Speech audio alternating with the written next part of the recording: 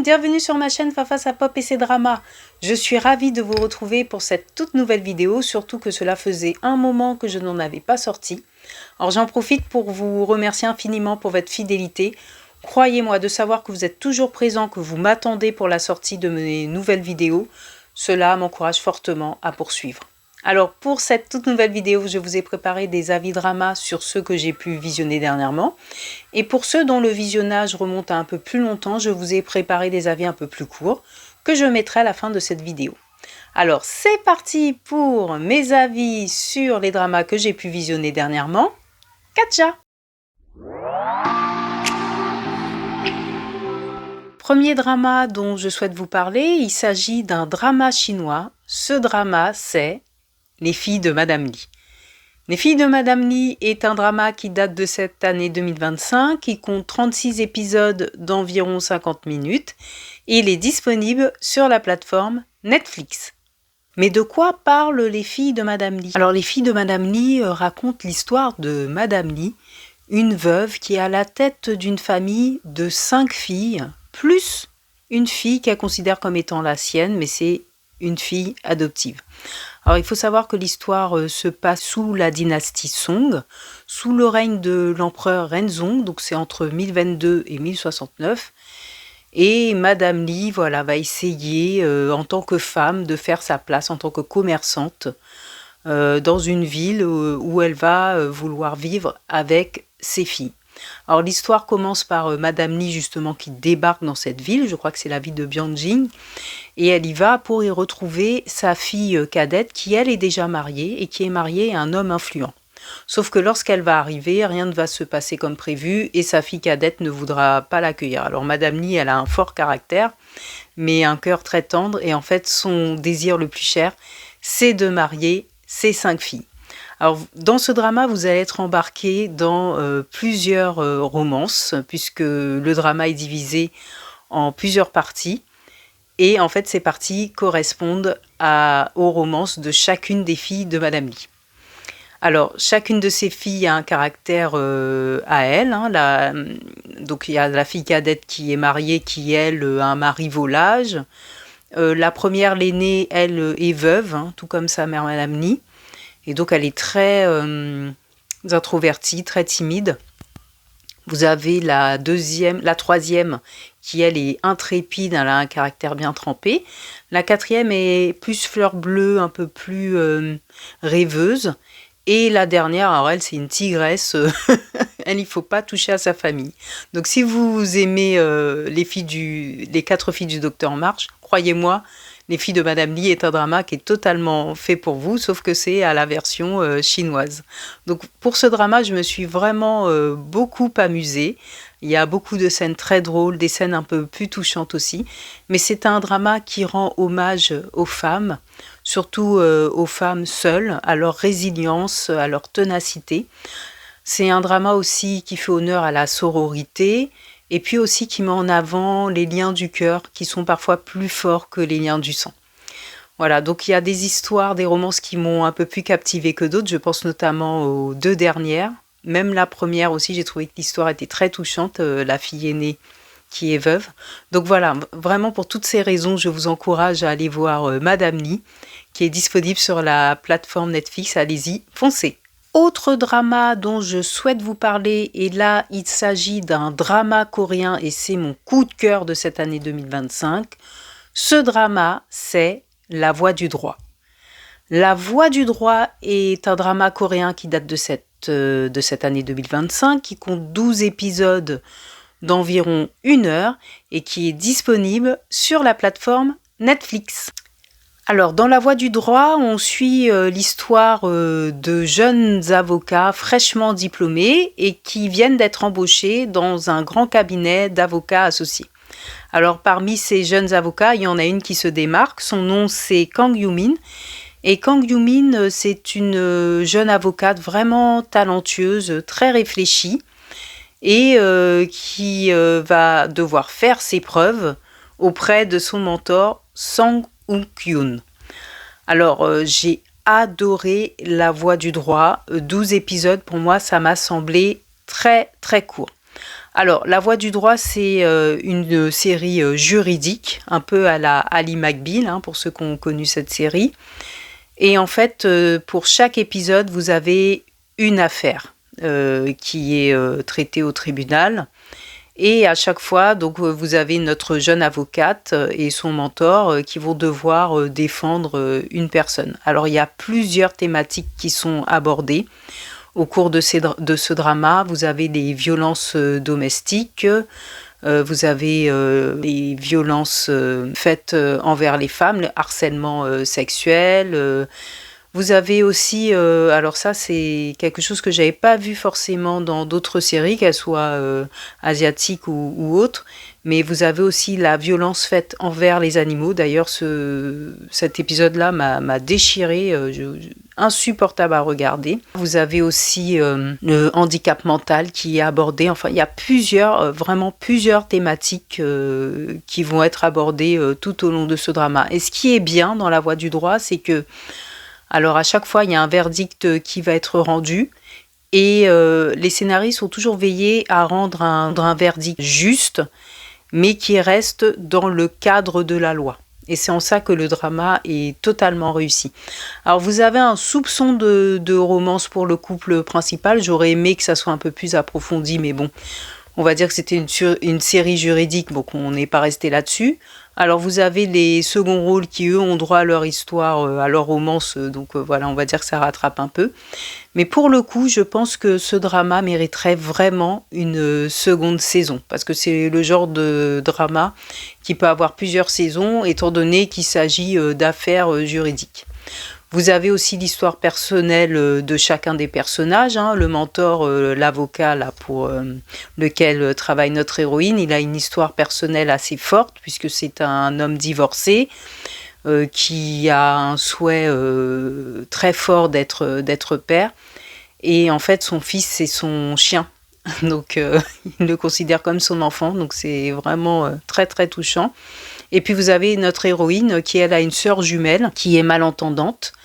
Et pareil, elle a des amies, voilà, très très présentes pour elle. Et son histoire aussi est très intéressante à suivre. Donc voilà, vraiment La Voix du droit, coup de cœur de cette année 2025. Je ne vous en dirai pas plus. Vraiment, foncez regarder cette série. C'est vraiment ça a fait un carton, je crois, en Corée du Sud. Ça ne m'étonne pas.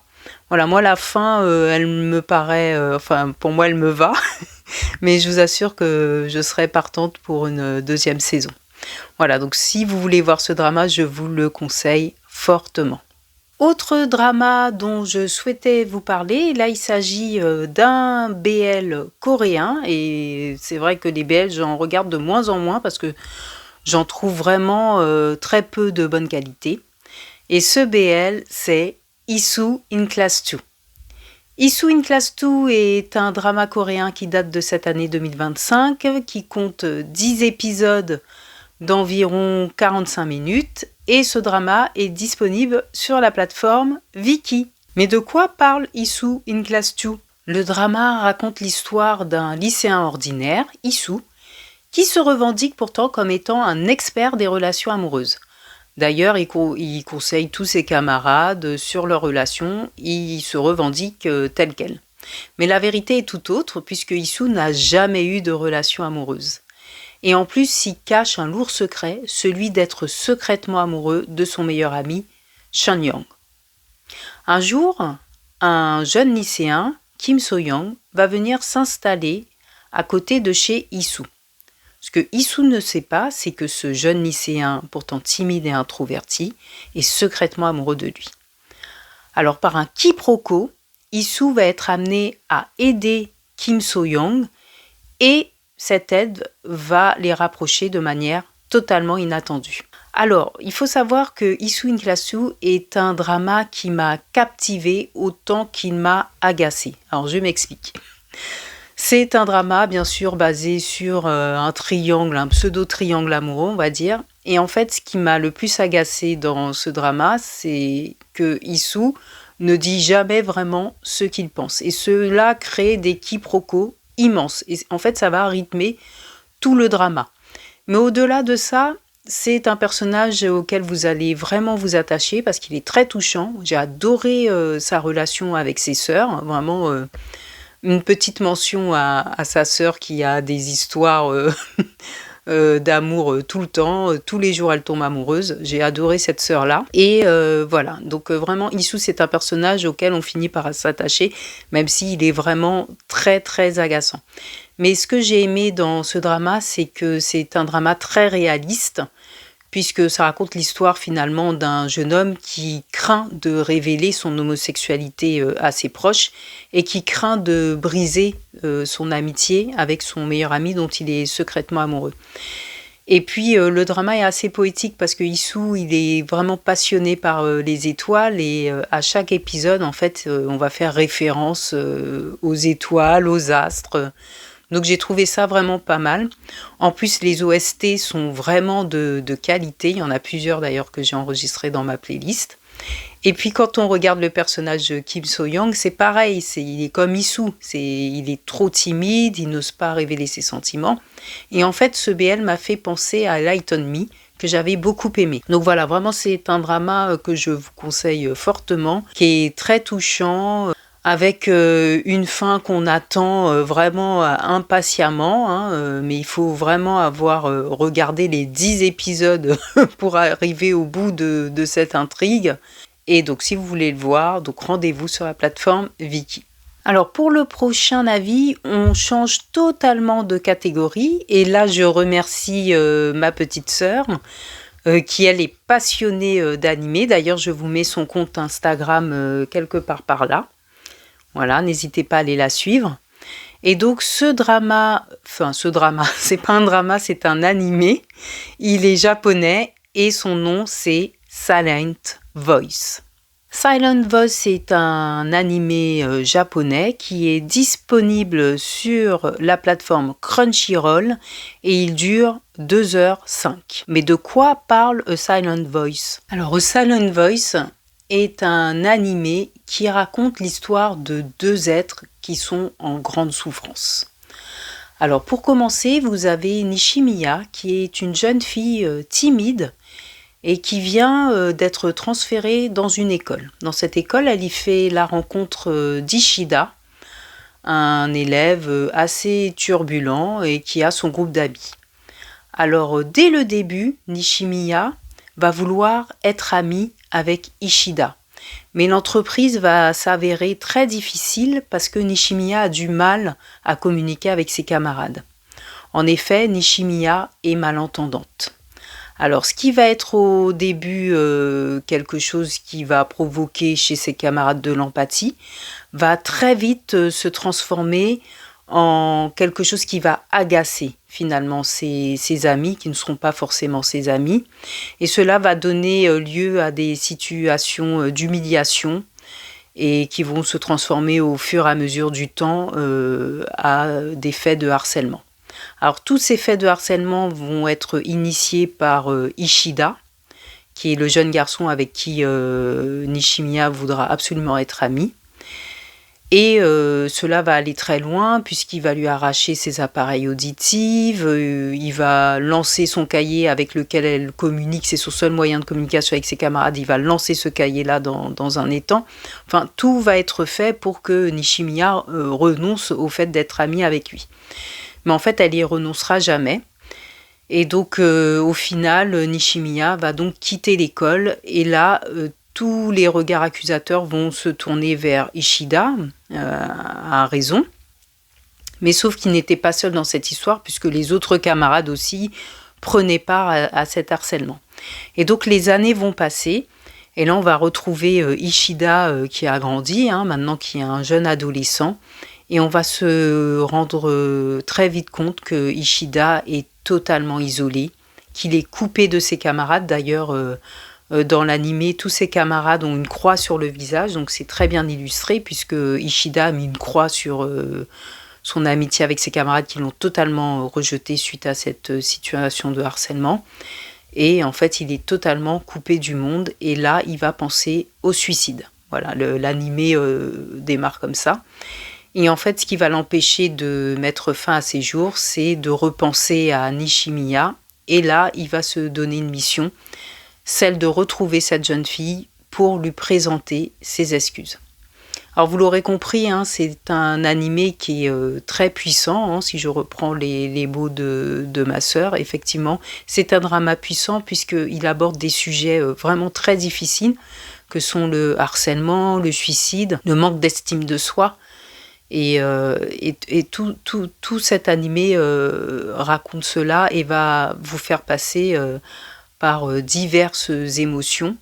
On a beaucoup d'empathie finalement pour Ishida, même s'il est, il est à l'initiative de ce harcèlement, mais voilà, le fait qu'il va vouloir se racheter, qu'il a pris conscience de ses erreurs, ce qui n'est pas forcément le cas de ses camarades, c'est là qu'on se rend compte que finalement les situations de harcèlement, elles sont très complexes. Certes, il y a toujours ceux qui dirigent, hein, ceux qui sont vraiment à l'origine des faits de harcèlement, mais vous avez aussi les témoins silencieux. Et les témoins silencieux, finalement, c'est un rôle qui est prépondérant dans des situations de harcèlement, parce qu'un témoin silencieux qui ne dit rien, finalement, aggrave cette situation de harcèlement. Et c'est de ça dont il est question dans ce drama. Il est aussi question du mal-être, aussi, du handicap et de l'isolement. Donc voilà, c'est un très beau drama, le message qui est délivré est vraiment magnifique. Et rien que pour cela, même si c'est lourd émotionnellement, je vous recommande cet animé qui est pour moi un petit bijou et que vous pouvez trouver sur la plateforme Crunchyroll. Drama que j'ai visionné dernièrement et qui aussi a un petit coup de cœur, c'est un drama coréen. Ce drama, c'est Bon Appétit Your Majesty. Alors, Bon Appétit Your Majesty est un drama coréen qui date de cette année 2025. Il compte 12 épisodes d'environ 1h20. Mais de quoi parle Bon Appétit Your Majesty ? Bon Appétit Your Majesty raconte l'histoire d'une chef coréenne reconnue, Ji-young, qui, à l'issue d'un concours culinaire en France qu'elle a gagné, décide de retourner en Corée auprès de son père. Lors de son voyage de retour, elle va se trouver dans un avion et malheureusement cet avion va faire face à une défaillance alors que Ji-young se trouvera aux toilettes. Et lorsqu'elle sera aux toilettes, donc elle va perdre d'équilibre, se cogner la tête et elle va être victime d'un étrange phénomène qui va la ramener, attention, tenez-vous bien, à l'époque du Joseon. C'est alors que Ji-young va tomber sur le roi tyrannique de l'époque. Et ce roi, c'est Yi Eon. Alors leur rencontre va être explosive, puisqu'elle ne va pas comprendre tout de suite, bien sûr, qu'elle est à l'époque du Joseon. On pense bien que c'est complètement incongru de penser ça, mais pourtant elle a voyagé dans le temps. Et lui ne va pas comprendre que Ji-young ne lui témoigne pas du respect, alors que toutes les personnes vivant dans son royaume lui témoignent du respect, voire de la crainte. Ils éprouvent de la crainte lorsqu'ils le voient. Et elle, c'est tout le contraire.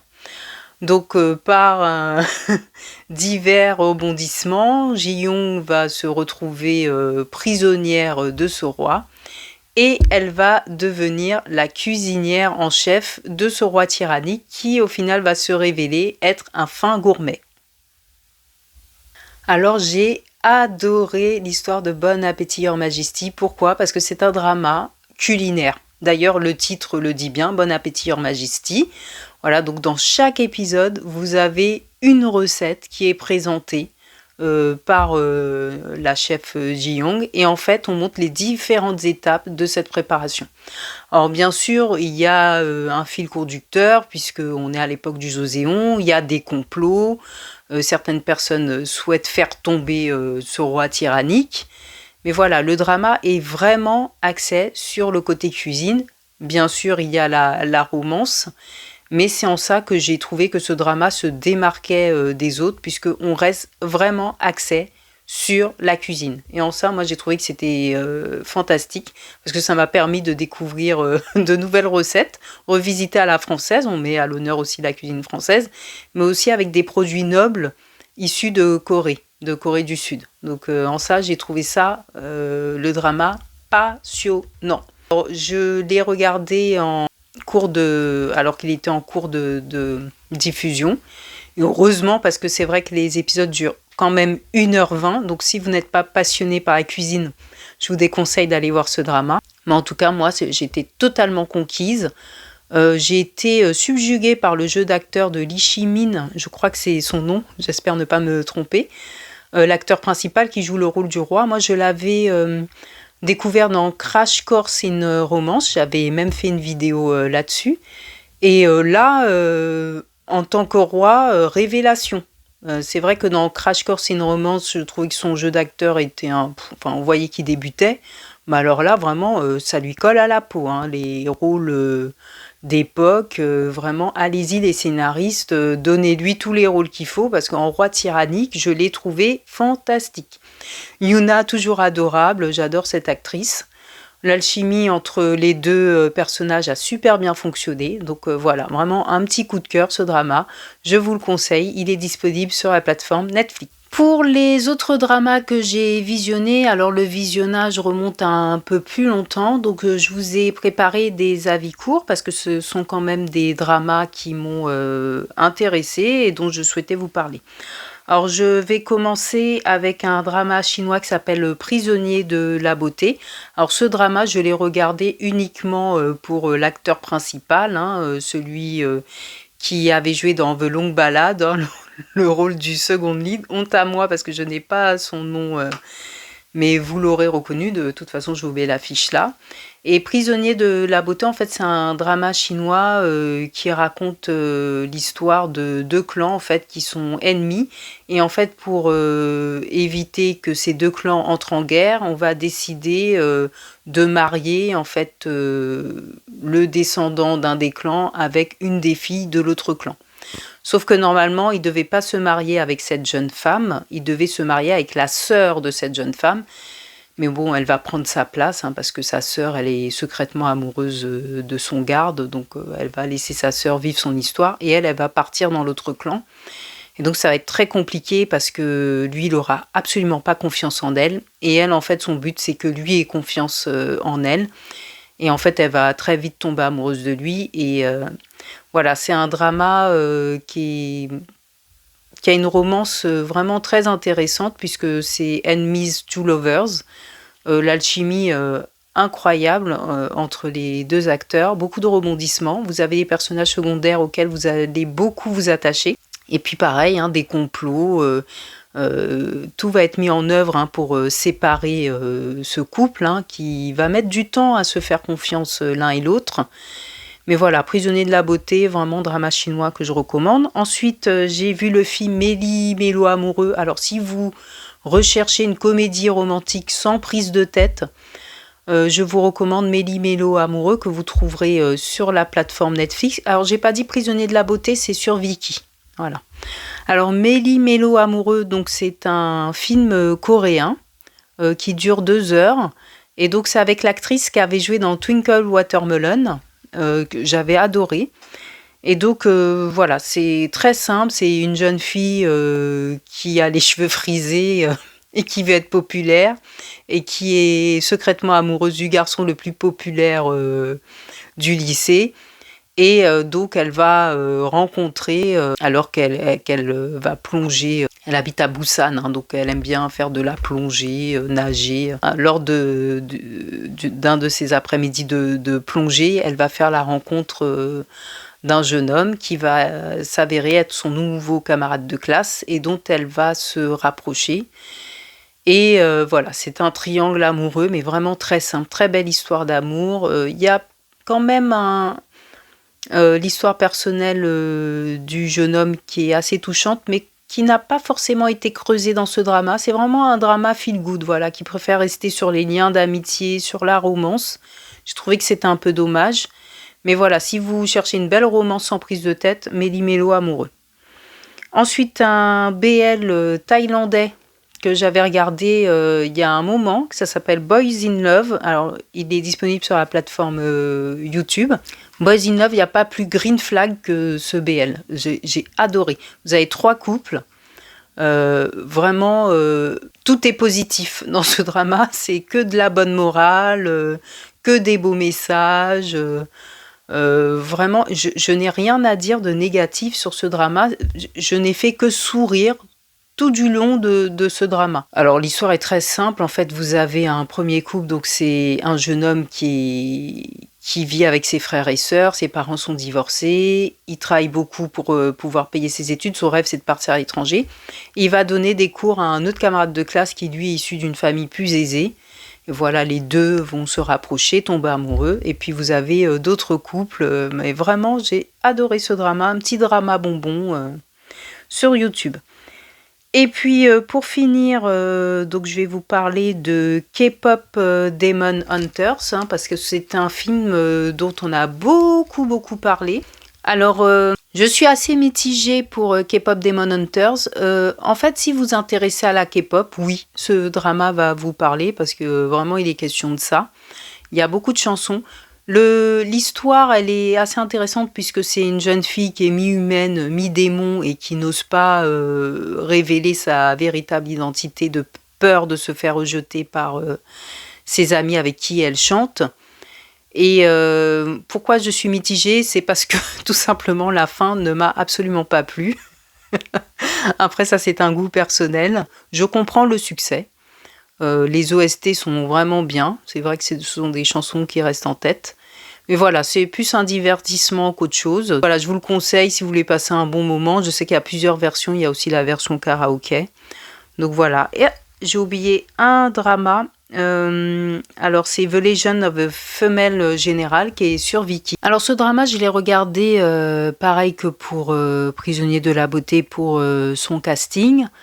Mais je dois dire que j'ai été assez déçue par la tournure qu'a pris ce drama, parce que lorsqu'on voit le titre, on s'attend vraiment à voir une femme générale voilà, dans toute sa puissance, qui se bat, qui est vraiment l'héroïne de l'histoire. Et en fait, je trouve que les scénaristes sont un peu passés à côté. Alors, ça raconte l'histoire d'une femme qui a été accusée de trahison alors qu'elle était générale. Et en fait, dans tout le drama, elle va essayer de regagner ses médailles, son grade de générale. Sauf que dans tout le drama, en fait, elle va être aidée de celui qui va être son compagnon de guerre, hein.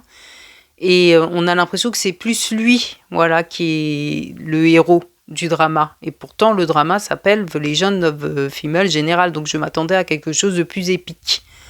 Sinon, l'histoire après se tient, la romance, on va dire qu'elle est pas dominante dans ce drama. Il y a beaucoup de combats. C'est un drama quand même que j'ai suivi de bout en bout. Si vous voulez le voir, il est sur la plateforme Viki. Voilà Yellowboon, c'est tout pour cette vidéo. J'espère très sincèrement qu'elle vous aura plu. Comme d'habitude, j'attends vos commentaires. N'hésitez pas à me donner vos avis sur les dramas que j'ai pu visionner. Peut-être qu'on n'a pas les mêmes avis. Moi, ça m'intéresse toujours de discuter avec vous. N'oubliez pas aussi de vous abonner, hein, je mets le lien quelque part par là, à me suivre sur Instagram, hein, je poste des stories sur mon compte, hein, face à Pop et ses dramas. Et voilà, moi je vous dis à bientôt pour une prochaine vidéo. Annyeong 여러분, kiss, au revoir.